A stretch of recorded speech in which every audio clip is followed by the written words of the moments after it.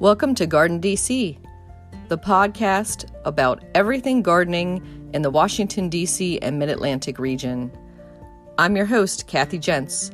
I'm the editor of Washington Gardener magazine, and we're aimed at gardening enthusiasts, people who grow everything from edibles to ornamentals, natives to exotics. If it grows in our area, that's what we talk about.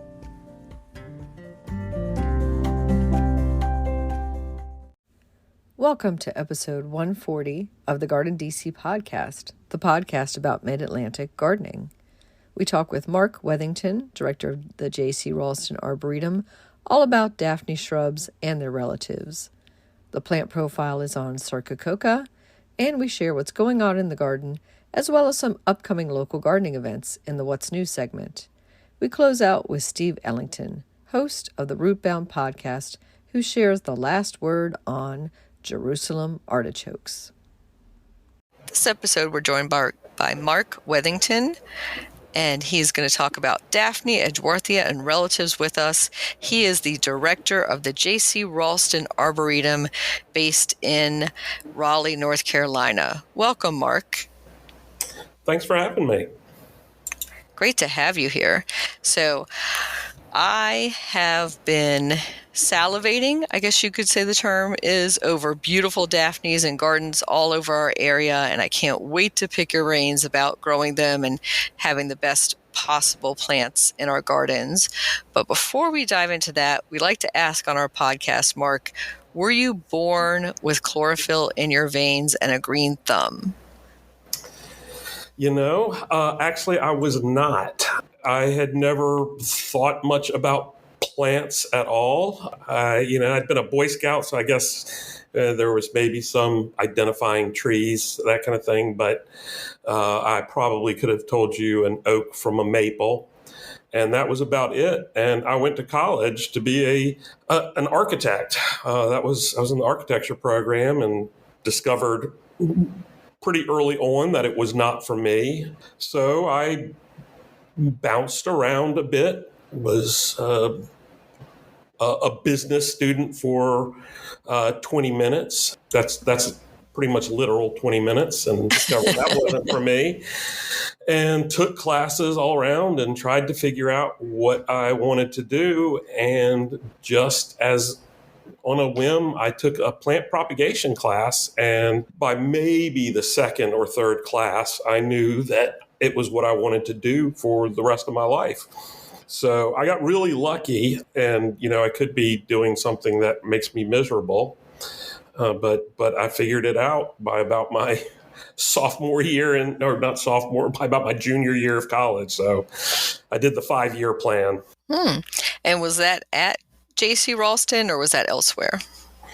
No, I went to school at Virginia Tech. And, it's interesting for me now in public horticulture because, people talk about plant blindness. And I think those of us who are, that people are just unaware kind of the plants around them. And I think those of us who are gardeners and plant lovers, we think that's not a literal thing. But I had been in Blacksburg for several springs at that point, and I started taking horticulture classes. And that first spring afterwards, I went to my professor and I said, "What is that flowering all over the mountainsides?" And it was red buds. And I had literally never seen red buds flowering on the mountains, and they absolutely cover the mountains there. It's so that plant blindness, is a literal thing. So not being a gardener, I think, has actually helped me in some ways long term in public horticulture.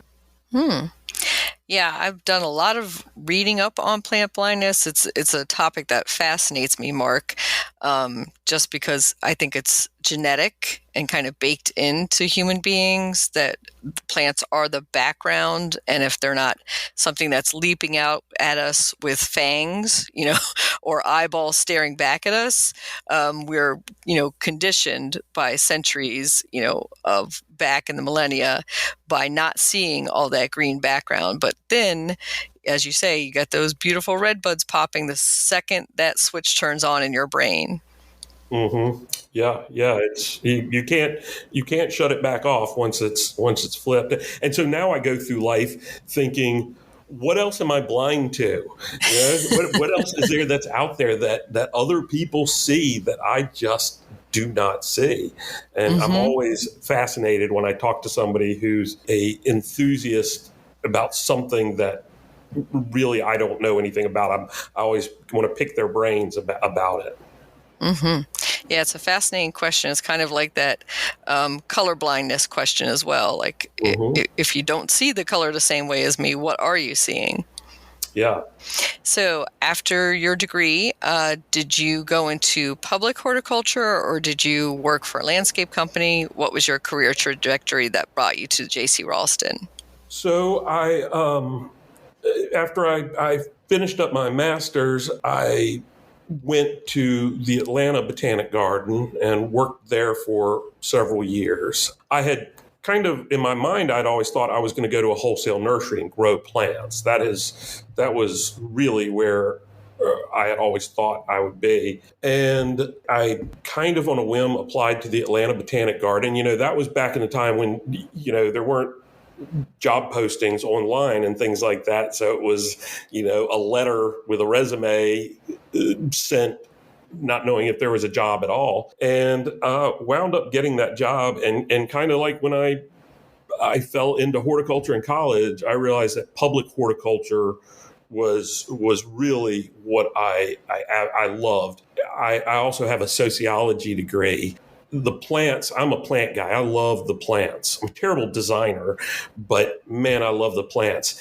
And sharing that with people, getting them to become connected with plants, whether it's in gardens or natural areas, that I think is just, it's hard to beat that as a career. So I worked at a retail nursery while I was in college, and while there, I did landscape. They had a landscaping division. I did some of that.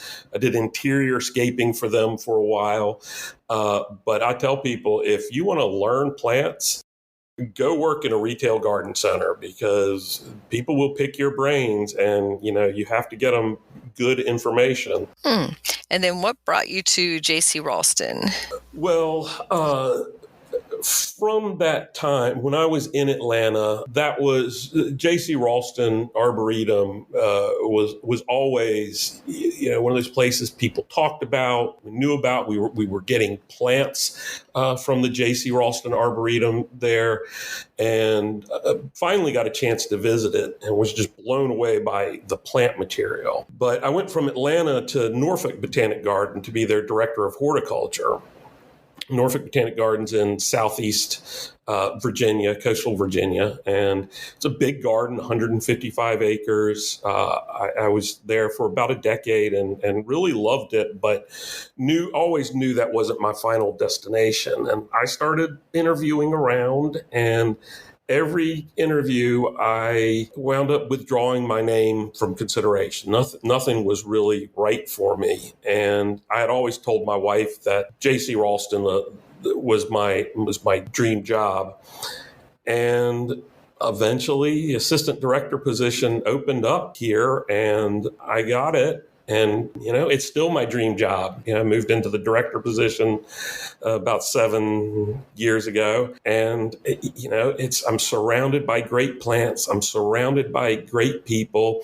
And it's interesting. My wife came, and she is not a plant person at all, to steal from Tony Avent. She didn't much like plants when I met her, and now she hates them. She came, and Norfolk Botanic Gardens, 155 acres. And the J.C. Ralston Arboretum is 10 acres. And I'd already accepted the job. We had put our house on the market. We were down here looking for a house. And she said, "What did you do? Why did you move from this big garden to a small one?" I said, "It's about impact. The J.C. Ralston Arboretum has so much impact outside their gates. And that's why I do this, is to have an impact on the world, have an impact on the public, have an impact on industry. And that's really always been the case. And that's been kind of a guiding principle for me here is it's about the impact that we have, not what we. It's not what we do is important, but it's important in terms of what the external impact is from that. Well said. Yeah. And the reputation of J.C. Ralston is, one that many envy. And it is definitely one of those places that should be on your bucket list if you have never visited. I'm speaking to our listeners out there. And just a wonderful plant collection and a great growing area, too. I wanted to ask you a little bit about Raleigh and your own personal home garden before we dive into today's topic of Daphne and what you grow for yourself. If you can first describe for our listeners what the growing zone and soil is like in your area. Sure. So we're zone 7B. So really, there's a ton of things we can grow. The high alpines can be tricky for us. Things that really hate winter wet are really tricky because we get about 44 inches of rain a year, and that is almost perfectly divided throughout the year. Each month we get about 3 to 4 inches of rain. Now, sometimes August, September, October, we get all of that rain in 1 or 2 rain events, but we do get this regular rainfall. So it's great for growing plants unless they really hate winter wet. But relatively mild winters, we can run into some problems with like this year where we have a week of 80 degrees like we had last week. And then it getting a little bit cold again and things are already pushing out and growing. But it's really, in a lot of ways, an ideal spot to grow plants. So my home garden, we'll talk about soils because that is important. That's the biggest problem for people who move here. We have heavy clay soils.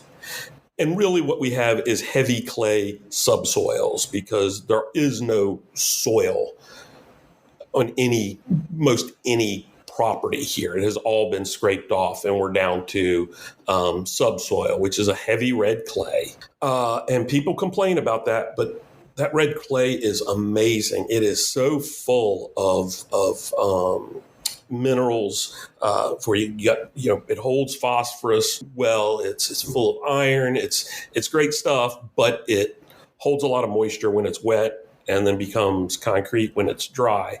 So you have to amend it with organic matter to get the most out of it. But it actually is. It's not terrible stuff to grow things in as long as you don't let it get bone dry or have it plant things in a low spot where they'll stay wet. And there are some bands of sand in the area as well, in few spots, but I don't garden in any of those.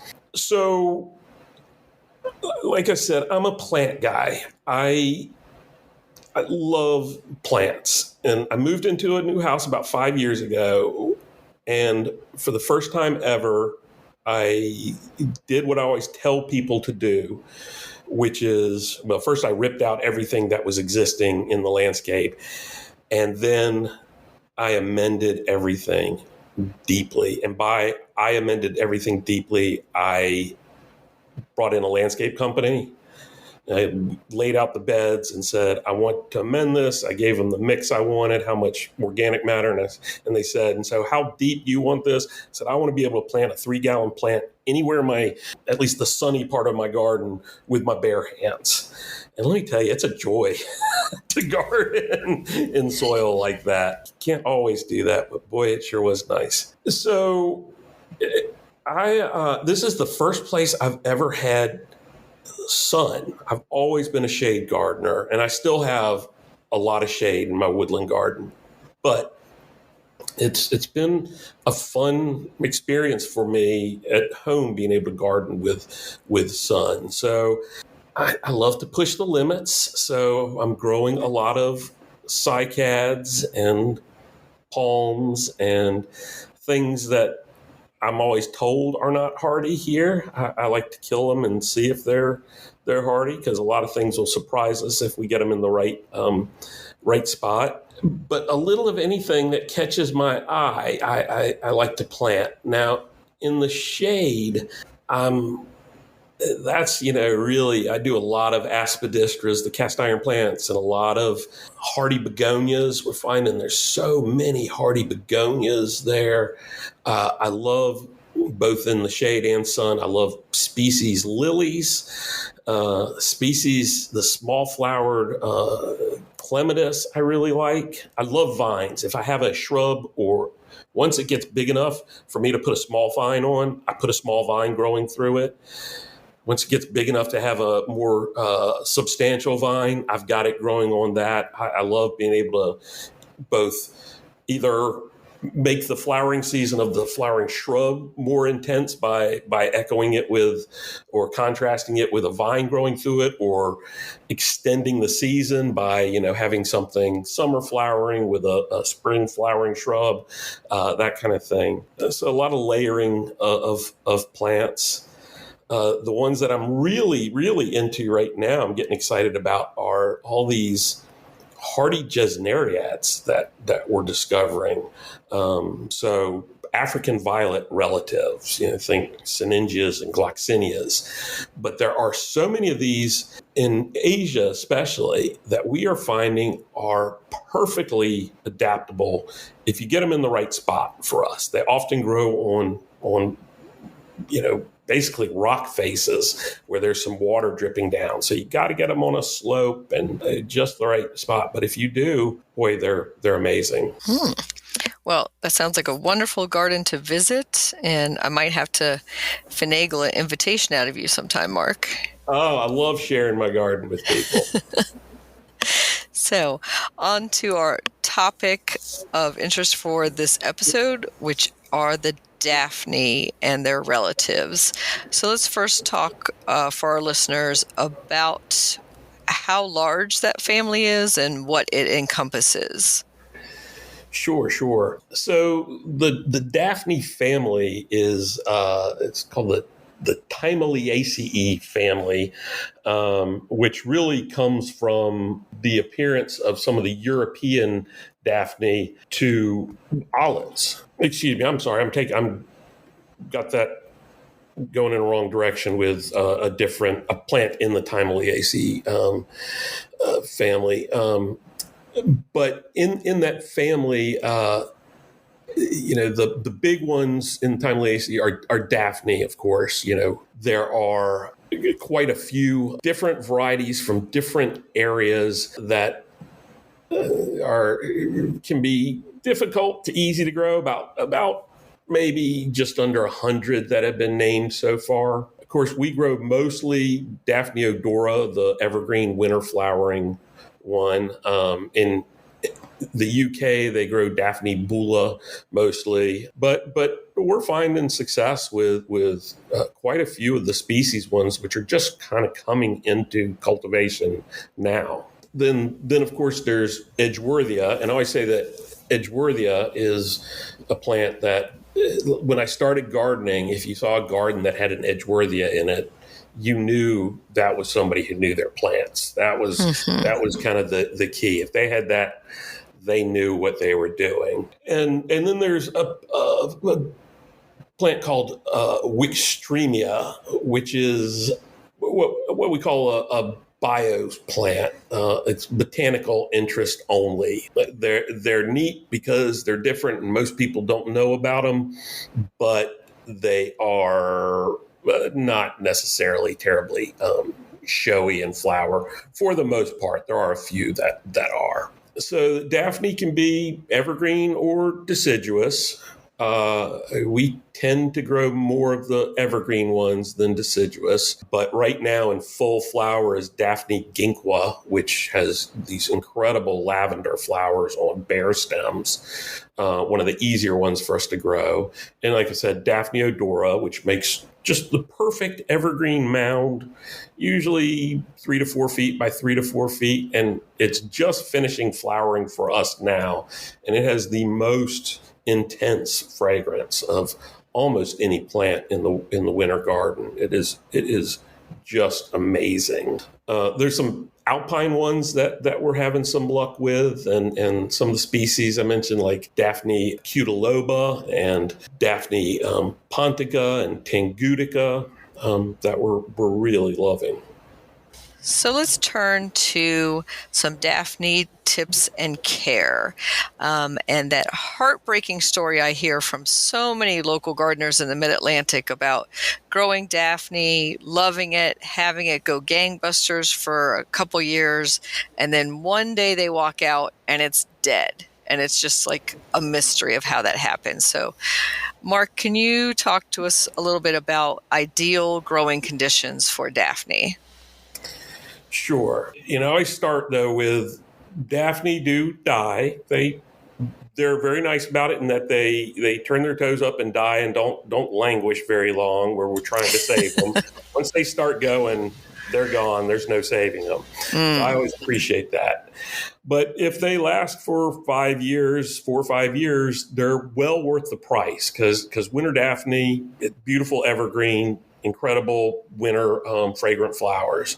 But because they do tend to at some point die unexpectedly, we always try to really give them the best care that we can, and often we love them to death. The ones we grow tend to grow in the wild on fairly steep slopes, often kind of rocky, often in competition with other plants. And so they really prefer a well-drained, not too rich soil. So I always recommend people plant them really close to a tree, and I like to plant them small. I'm a big believer that the smaller the plant you plant, the easier it is to establish. So I plant right up, kind of between the roots of deciduous trees. That's where I tend to plant my Daphne. Or if I want it in a more open area, I put it on a spot that really drains pretty well, a nice slope, something like that. And I find they live much, much longer that way. Usually 8 years before they turn their toes up and die. So it's about some tough love, some afternoon shade at least. They can tolerate quite a bit of shade, and they can tolerate pretty much full sun positions, but I think they do a little better with a bit of shade. But otherwise, they're pretty easy. Don't need to water them except for to get them established. Many of them are poisonous. The fruit and the leaves are but very bitter. So I don't worry about kids or animals eating them. But the deer and the rabbits tend to leave them alone as well. Another big plus in their favor. And, if it dies, we just plant another one. So it isn't the gardener to blame in most cases. No, it's not the gardener. The reason people are good gardeners is because they've killed enough plants that they have good compost. Mm-hmm. And so if they don't have a slope or some type of elevated place in their landscape amongst tree roots, you're saying is good for drainage because that typically is dry shade. But what about adding some amendments like a poultry grid or something like that? Yeah, you can add some amendments to the bed. Never add amendments to a hole. That's always a mistake. And I wish nurseries would not, ask you if you want some, amendment with, you want some fries with that when you buy a plant. You amend beds, not holes. If you amend a hole for a plant where there's a difference in the texture of the soils or media, you form a bathtub. It doesn't matter if what you're backfilling in is really loose and well drained compared to the rest of it. It's still going to be a bathtub. So I would plant my Daphne, if I hadn't amended my beds, I would plant my Daphne kind of high and mound soil up to it rather than adding amendments into the hole. Now, if you can do your whole bed, that's great. And if you are like a lot of us and you started gardening before you went in and amended your soils. There are things you can do, even in established beds. You can go in and in the fall and plant tillage radishes, which will go down and break up the soil. And if you leave them in the garden, they'll add organic matter in place. You don't even have to dig them out. Just let them just cut the tops off and let them break down the soil right there. And so sometimes I'll do that if I've gotten a little ahead of myself and started planting before I've amended. I will sow tillage radishes for a year or two, and it's amazing how quickly they can really change the texture of your soil. So I've done that with vegetable plots, but never have done that with a perennial border. So that's great advice, Mark. Yeah, they're beautiful all winter. They have those nice leafy heads all winter. You can dig them up and use them. They're basically daikon radishes. Mm-hmm. Don't buy daikon radishes because radish seed, because that's expensive. If you're scattering it around and not gonna harvest it. You can get them in bulk as tillage radishes. It was, when I learned that, it blew my mind that I could do that. Mm-hmm. Yeah, it's worked so well in the vegetable plot. I definitely will do that in other beds where we have heavy clay soil. And it's also a good advice that you mentioned about planting high for those of us who have heavy, wet clay soils to get that really good root drainage. Yeah. So I was going to ask about Daphne as far as what time of year is best to get it established. So spring or fall planting.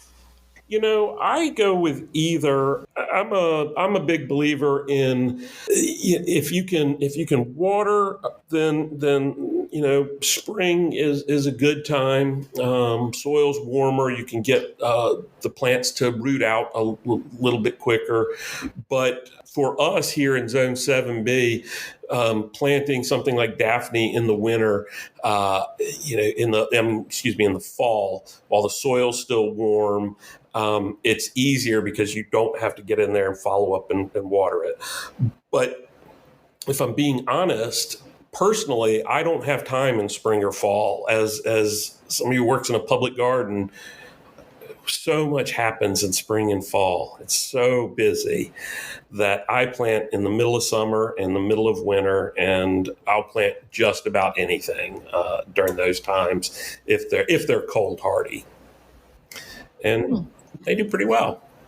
I'm going to say ditto as to that schedule, Mark. And many of my plants that were supposed to go in the spring have ended up going in July, August, and done perfectly well as well. Yeah, exactly. So it's like, do as we say, not as we do, right, Mark? Yes, exactly. Plants want to live at the bottom line. They don't. They can be sometimes tricky and miffy. And the thing is, we always want to grow the ones that are the trickiest to grow. But really, plants are pretty tough. And if you do like I do and plant small, I plant small plants. I water them in. If they start looking real sad, I'll give them some more water. But I kind of ignore things once they're in the ground and till they really start going. And when you're saying plant small, you're talking about a quart sized or maybe even smaller. We do a lot of plants here at the Arboretum. We distribute them in pint pots. They're little 3.5-inch square pots. And I plant trees that size. I plant shrubs. I plant perennials. I love that. Quartz, fantastic. They're a little bit easier to not step on the plants because you can't see them because they're so small. 1 gallons. But I avoid as much as possible planting anything larger than 1 gallon. Now, sometimes it's hard to find a tree, being grown that small in commercial settings, but I really prefer them to be very small. Yeah, I agree, Mark. It's just super hard, especially in today's market, to find the smaller plants. Even in the annuals, there's growers are pushing them up into the larger pots quicker. And, the 6-packs, the little plugs, are getting to be hard unless you are a wholesaler or in the trade to get a hold of some of those for a home gardener. Exactly. And I think they're doing people a disservice in a lot of cases. Yeah, I think, planting small, like you said, gets them established better on the site, gets them easier in the ground. You don't have to dig that huge hole, so it's not that backbreaking work a lot of the time, but acclimates them definitely better in the end. Mm-hmm. Exactly. And so for the care, we talked a little bit about watering and, water them to get established, then maybe not so much if we have regular rain, but in a drought, you might give them a little water. But how about fertilizing your Daphne? Oh, well, I don't fertilize. I don't fertilize my plants. I mulch with either already partially decomposed leaves or fresh ground up leaves. I'll run over my all leaves in the fall with a lawnmower and put them out on top of there and build the soil. But our red clay, it's got a lot of nutrients in there, and mostly people are over fertilizing plants. I just, after 30 years gardening for a living, at public gardens, I just rarely see the need except for in containers. If you're growing things in containers, they need that. But other than that, I just don't see it. And I don't like pushing my plants too hard anyway, because then you get growth that's not quite as tough. I think it affects hardiness a little bit. So I really recommend people just taking a step back. We try too hard, and sometimes we don't need to try quite so hard. We need to kind of let natural systems go. But I am adding organic matter every year in the form of mulch, sometimes twice a year. I don't want a mulch that lasts for a long time. I want a mulch that breaks down, because that's what's building my soil. Mm-hmm. Great advice. And so for Daphne, you had mentioned that they are poisonous, especially the berries. So don't try to eat those yourself, of course, and keep your pets away. But that does make them deer and rabbit resistant. Yes. Resistant. I will never say something is deer proof. Mm-hmm. But yeah, resistant. Yeah, we won't make any promises, but in general, Bambi might take one bite and then spit it out, hopefully. Yeah. And for pruning, it does stay a nice mound, but what if it throws out, one long branch somewhere here or there? What is the best time of year and best method for pruning Daphne?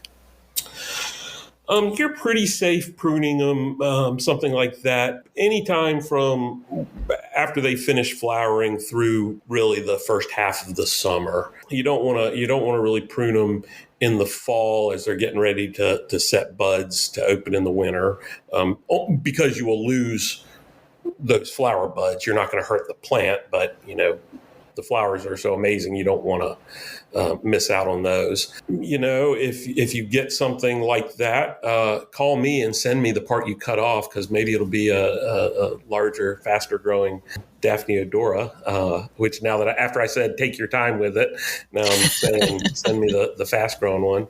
But yeah, they're really, they need so little pruning. Now I do know some people who will, these people who somehow manage to keep their Daphne alive for years and years. I have seen them where they'll lift the bottom branches. They'll prune off some of the bottom branches and almost make them like look almost like a topiary. So yeah, my growing experience with them and pruning, I don't know that I've ever pruned a Daphne, except I will. If I notice every once in a while, instead of the entire plant going, there'll be a branch that just starts losing its leaves and looking barer than the rest of the plant. And I will go in and prune that out. And how about for propagation? Are they pretty easy to propagate from cuttings? They are. They'll root right quite readily if with some rooting hormone.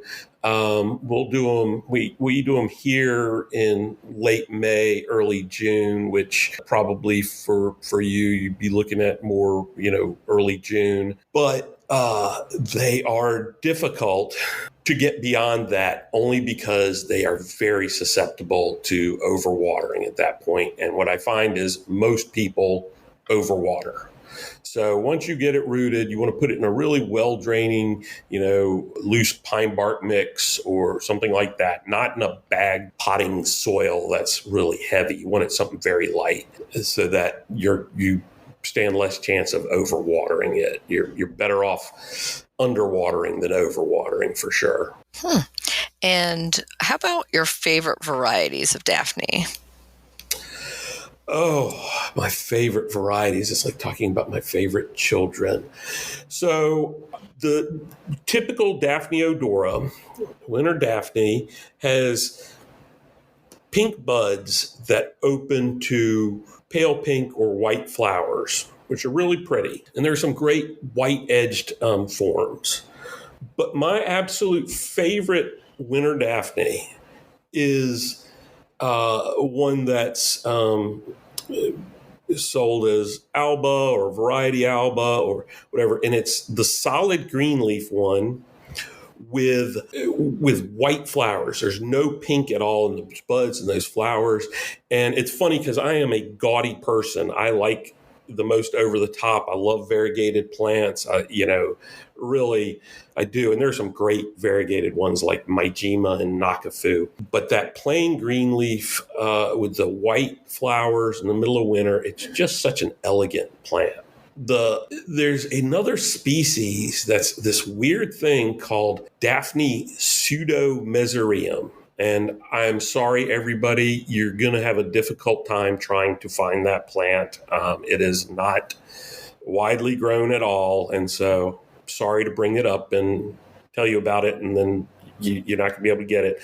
But I have to bring it up because it is so weird. It goes completely dormant in the summer, drops every leaf in the summer. It looks dead. It's got these kind of almost succulent, stems like you get on a Daphne. And then in the fall, it leafs out with these soft green leaves. Doesn't matter how cold it gets for us. Single digits, not a problem. Doesn't even discolor a leaf. And then in January, late January into February, it flowers with these gold flowers. And then as we get into spring and summer, it drops every one of its leaves again and does that every year. And it's just so weird for a plant to do that. You don't see that a whole lot. No, and it does sound like something that you would panic about, of course, if you weren't aware of that characteristic. For sure. But it is, it's a neat thing. I was just going to say that you've probably started some people on a desperate search for that now. And for some of the ones that are more available in the trade, I think Carol Mackey is the one I see most everywhere at local garden centers. Yeah, and that's one of the hybrids, the Burkwoodii hybrids. And those are really great plants. Carol Mackey's beautiful plant. There's Briggs Moonlight, which is jaw-droppingly beautiful. It is one, it's a little too variegated for us down here. It does not tend to do well for us. Another group of hybrids are the Transatlanticas. And some of those will flower, they'll throw flowers out almost year round. But Carol Mackey is a really good one. I find it here in our heat a little trickier than Daphne odora. But then I go other places and they're growing it just magnificently. So that may be more an issue with me than with those plants. Mm-hmm. Yeah, and it might be a matter of more shade, or at least more afternoon shade. Yeah. Now you got me thinking I need to try some more of those. I never managed to do it with just one plant. It's always, get all the selections. Definitely. And then the Odora aurea marginata, which is the variegated leaf one, is supposed to be the most aromatic and the most hardy of the cultivars. Do you agree with that assessment? I don't know. It's certainly the most widely grown. I actually think more of that has to do with it being, it seems to manage in wholesale container culture better than some of the other ones. It may be somewhat hardier. Maybe it's more fragrant. The one that a lot of the nurserymen around here are very excited about is one called Zuiko Nishiki, which looks like the typical species, evergreen leaves, no variegation, pink buds opening to pale pink to white flowers. But it is the heaviest flowering one I've ever seen. It's incredibly heavy. But the Aurea marginata, sometimes with different names, but the same plant, Albo marginata, is often the same thing, even though they are different plants, is the easiest one to find of the Daphne odora, I think. And it is a great plant, and you get that year-round variegated interest. And somebody who's in a colder spot than me needs to let me know how if it is hardier than the others, if they've grown them, side by side. And you mentioned being hardier in containers for sale, but what about growing Daphne in a container versus in the soil in your home landscape? Do you think that those are about the same long-lived, average age of 3 to 5 years? I think if you grow it in a container at home, soil breaks down over time. So in containers, the potting soil will break down and get heavier and heavier and denser. And it'll have less airspace. And what you'll get is solid space and water when it rains. And that will kill a Daphne. So if you're growing it in a container, every 2 or 3 years, you really need to repot it. Even if you're going back in the same container, you need to get rid of that soil that's in there, kind of work the roots a little bit, and then plant it back in a well-draining mix again. And then don't overwater. That's the real key, is do not ever overwater. Mm-hmm. Great.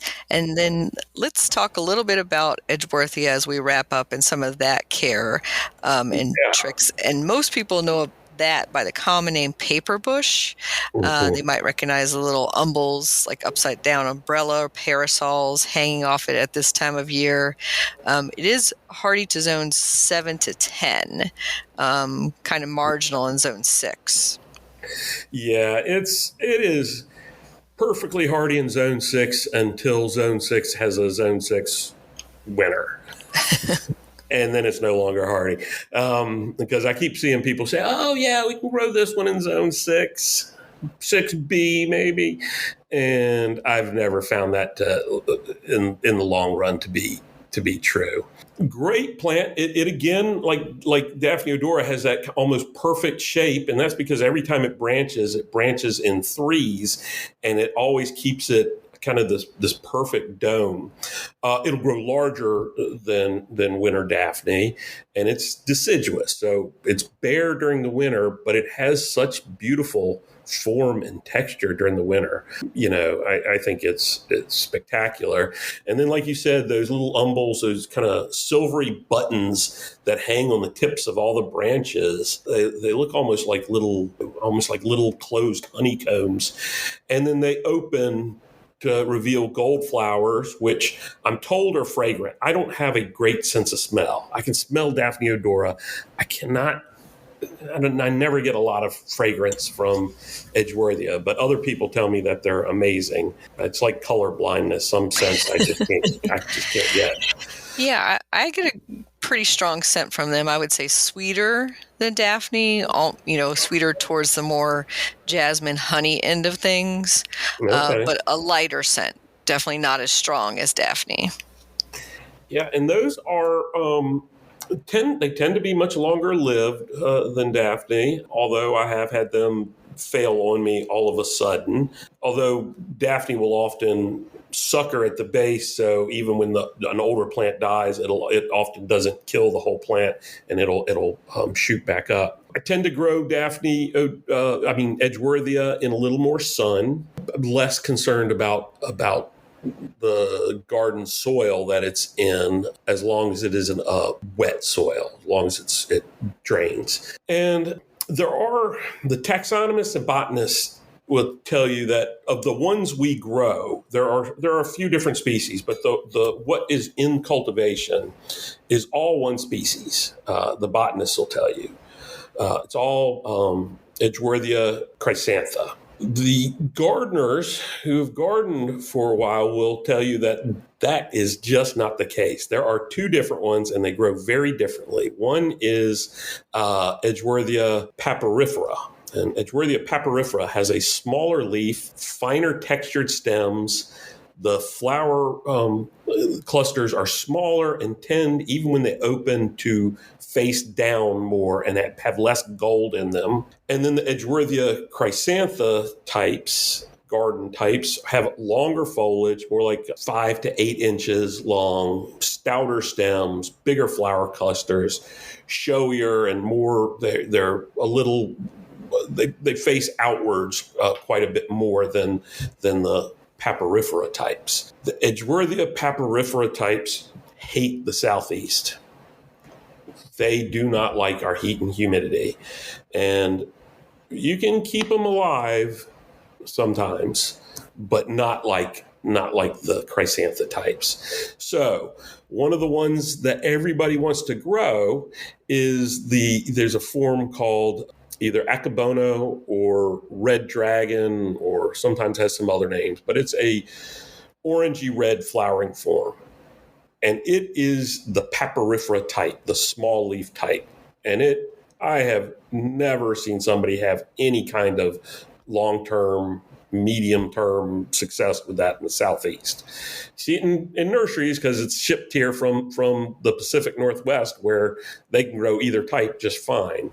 But look for the ones that have those larger leaves. And there's several forms like Gold Rush and Snow Cream and several that are much better in that sense. Excellent advice, Mark. Yeah, I know that Gold Rush or Akonova, I think is the Japanese, is one that many people are seeking and want to grow. Yeah, if you're where it's hot and humid, good luck.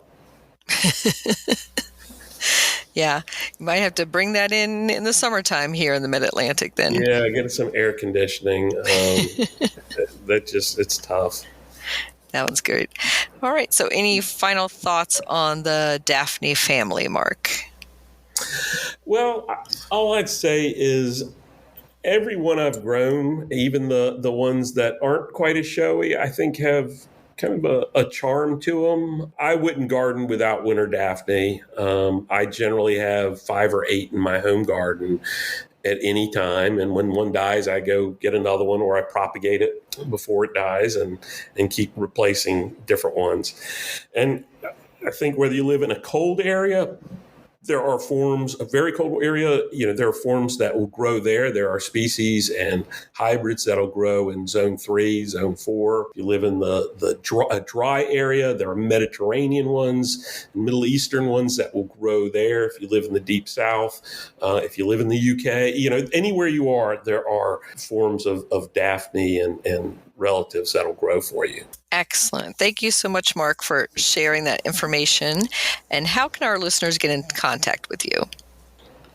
Sure. They can come to the J.C. Ralston Arboretum's website, which is jcra.ncsu.edu. And we love to talk to people. So we're not one of those places that hides all of our emails. We put them all out there so people can track us down. So people are welcome to get in touch with me or with any of our horticulture team here. We also have a great YouTube channel. People can go there. We do a weekly free program via Zoom.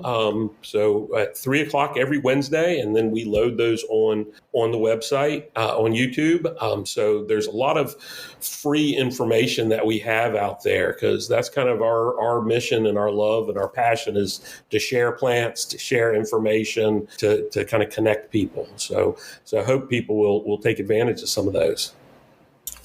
Yeah, and I can attest that those weekly talks online are fabulous, and I highly recommend listeners sign up for as many of those as interest them. And thank you again, Mark. Oh, thanks for having me. This is great, and love your podcast as well. It's doing exactly what we try and do, and what we love doing is spreading great information to people. Thank you.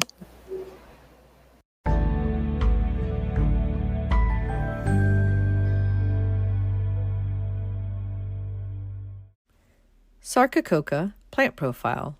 Sweet box, Sarcococa species, is a small evergreen shrub or ground cover that is hardy to USDA zones 6 to 8. It is native to China and is virtually maintenance-free. It thrives in shade, even dry shade, and is deer and rabbit resistant. This easy-to-grow plant can be propagated by semi-hardwood cuttings in late summer. Christmas box, Sarcococa confusa, has small white flowers in late winter that send out a sweet, vanilla-like fragrance that gives this plant its name. The red berries appear in fall and then turn black. They are enjoyed by birds. It can be pruned to a low hedge of about 3 feet wide and high. Himalayan sweetbox, Sarcococa hookeriana, variety humulus, grows to only about a foot high and spreads by underground roots to cover an area about 3 feet wide. The flowers are not as sweet as the Christmas box, and the berries or drupes are black. Sweet box, Sarcococa ruscifolia, is very similar to Christmas box, except that the berries stay red and that the plant is somewhat larger, reaching 4 foot high and wide at maturity. Sarcococa, you can grow that.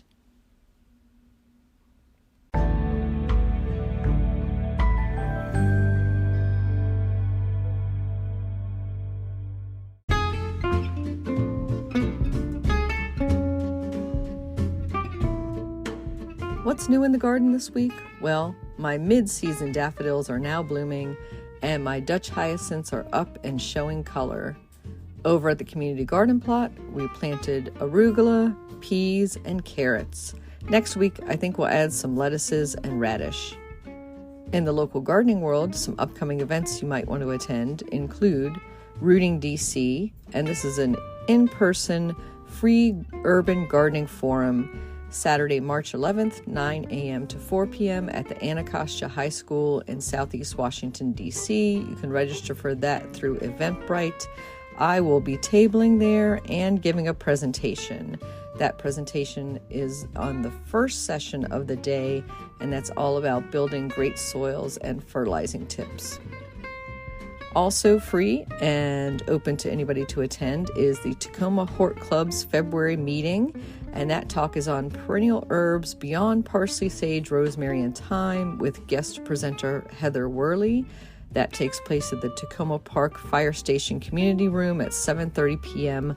on Wednesday, March 15th. You can find out more details about that at tacomahort.org.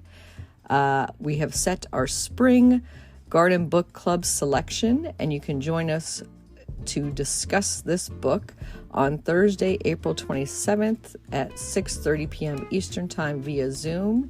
The link to register for that is up at our blog, washingtongardener.blogspot.com. And the book we are discussing is The Sakura Obsession, the incredible story of the plant hunter who saved Japan's cherry blossoms by Naoki Abe. And speaking of cherry blossoms, we attended the press conference for the Peak Bloom prediction, and it is said to be March 22nd through 25th at the tidal basin. And of course, weather and other factors will impact that. Happy gardening!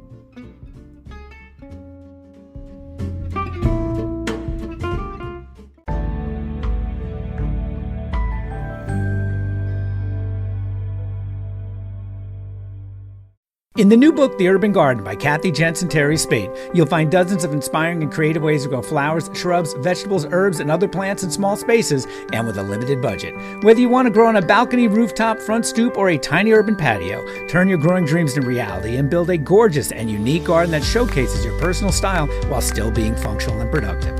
With the ingenious ideas and resourceful tactics found here, you'll be maximizing yields and beauty from every square inch of your space while also making a lush outdoor living area you'll crave spending time in. Whether you're growing edible plants or beautiful flowers, the 101 amazing growing ideas found in the Urban Garden will turn your tiny urban yard into a treasure trove of green you'll be proud to share with family and friends. Buy your copy today at your local retail bookseller or order it online now at Amazon.com or bookshop.org.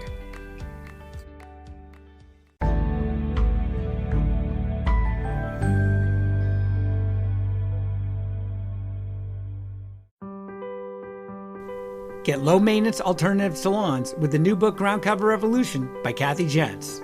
Reducing the lawn is among the biggest trends in home ownership, with an endless stream of homeowners looking for an eco-friendly alternative to a traditional, everyday grass lawn. In the last 3 years alone, over 23 million American adults converted part of the lawn to a natural landscape, and now are looking to do even more. The biggest challenge to adopting this new ideal of the perfect lawn is knowing how and when to replace your turf and which plants are the best ones for the job.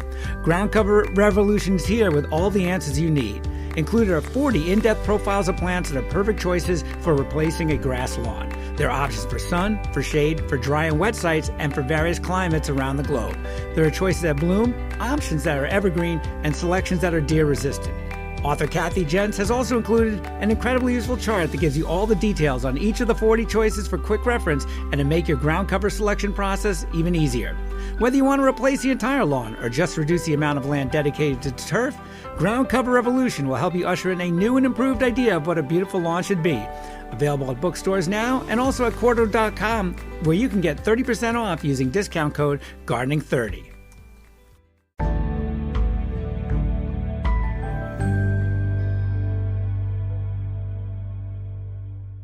This is the last word on Jerusalem artichokes by Steve Ellington, host of Rootbound, a podcast about plants for when you're stuck inside. Jerusalem artichokes are neither from Jerusalem nor are they artichokes. In fact, I more often call them sunchokes, and maybe I should call them sunroot, but we're not going to get into the whole history of why they're called that today. If you want to learn that, it's quite a long story, and you can listen to episode 15 of my podcast, Rootbound, if you want to get into that. But I just want to talk about how awesome sunchokes are and why you should probably be growing them in your garden. Now, as I said, sunchokes are not from Jerusalem. They're actually native to North America, and I think we should all be growing more native plants in our garden, and the sunchoke, or the sunroot, is such an awesome plant to grow in your garden because it's a beautiful native plant. I also mentioned that they are not artichokes. They are actually in the sunflower family. The Latin name is Helianthus tuberosus, and if you look at them, the stem looks very much like a sunflower, but instead of one big flower on the top, they have many smaller yellow flowers that kind of look daisy-ish at the top. And they're very beautiful, and pollinators love them, so that's one great benefit of just planting them. They are beautiful, and pollinators love them. Another awesome thing about the sunchokes is that they produce a ton of food. That specific epithet, Helianthus tuberosus, means they grow tubers, and underneath the plant is a massive amount of tubers. I've read and I've experienced that one plant can produce over 10 pounds of these edible tubers, and I've seen some statistics that the sunchoke is perhaps the largest yielding crop for kilograms per hectare out there, which is pretty amazing, and that's pretty awesome to get a lot of food. And the cool thing about them is when you're growing them, you don't harvest them until like the autumn time or even in the winter, but you can just leave them in the ground and harvest them all through the winter. As long as the ground isn't frozen cold, you can just pull them up and kind of use the garden as your root cellar for the sunchokes. And the colder it gets, they get a little tastier because the sugars kind of break down and they get a little sweeter. So after a frost, it's kind of better time to harvest them. So yeah, they're really great. They produce a ton of food. And then the next thing, why they're awesome, is for health. And sunchokes are very interesting because they do not contain starch. Instead, they contain a different molecule that is called inulin. And inulin is quite interesting because the enzymes in our stomachs cannot digest inulin, but the bacteria in our gut can. And this is interesting for a number of reasons. One, because it's not a starch which gets broken down into sugar by stomach acids. It's safe for diabetics to eat them. In fact, sometimes sunchokes are called the diabetic's potato because people with diabetes can eat them safely because they have inulin and not starch. And two, they are really great for digestion because they are an indigestible fiber. They have the benefits of any other fiber as far as like how that works in your digestive tract.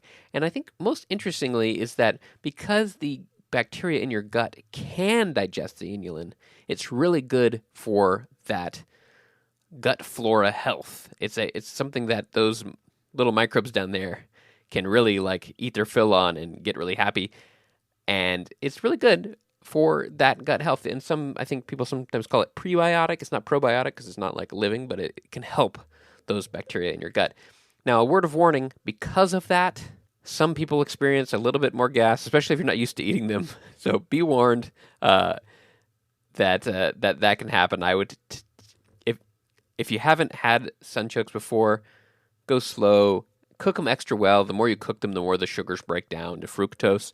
And you might have less of that issue. But anyway, if you've eaten it for a while and your gut bacteria are used to eating sunchokes, then that problem kind of goes away. But just word of warning, can get a little bit of stomach discomfort. Another warning, to be fair, is that when you grow them, they just grow very intensely and they can kind of take over a whole part of your garden. So try to grow them in a place where you don't mind containing them. And where you can kind of like pull out the ones if they spread beyond where you intend them to be, because they'll be there for a long time. It's really hard to get all the tubers up, and you'll swear you pull up all the tubers in 1 year, and the next year they pop right back up. So that's another great reason to grow them, is they are just prolific. They grow just amazingly, and that's why I think everybody who can should be growing sunchokes in their garden. And this was the last word on the Jerusalem Artichoke or the Sunchoke by Steve Ellington, host of Rootbound, a podcast about plants for when you're stuck inside.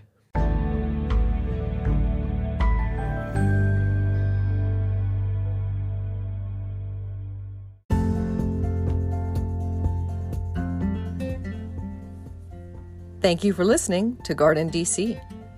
You can become a listener supporter for as little as 99 cents a month by going to anchor.fm/GardenDC/support. Another way to support this podcast is to subscribe to our monthly digital publication, Washington Gardener Magazine. To do so, go to WashingtonGardener.com. Thank you.